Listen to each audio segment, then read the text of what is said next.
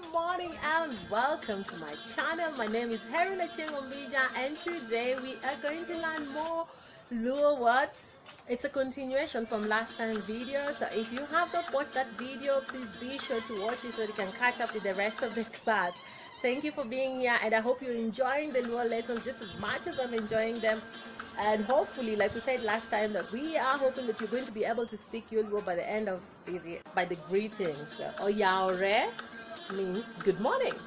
Or you can simply say Koro.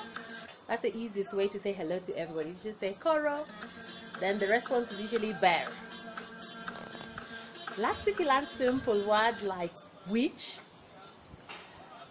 means hair.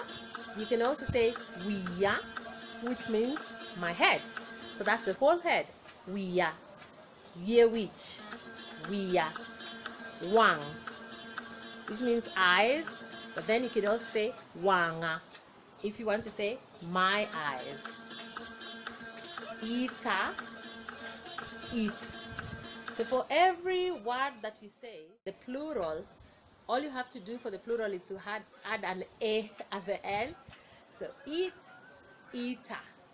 Wang, wanga. Dog, doga. Lak, laka. Uma. So those are the simple words that we learned last time. So you have to keep reminding yourselves and use the words in your everyday statements so that you don't forget them. And then today we're going to go over the rest of the body.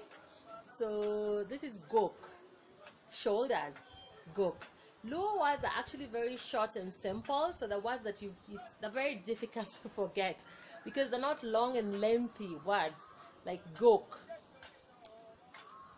goka, gok, goka. Shoulders. What else? Luedo, fingers, luedo, fingers. Bat. Bat is the old arm, so bat, bada, my hands. Bat, bada, my hands. What else are we going to learn today? Itch, my tummy. Stomach, itch, iya, iya, my tummy. So next week we're going to learn a few more words that will go below the waist. I hope you're really enjoying this video and you're practicing the words every day. So I look forward to seeing you next time. Don't forget to subscribe on the link below. And have a good one and see you next time.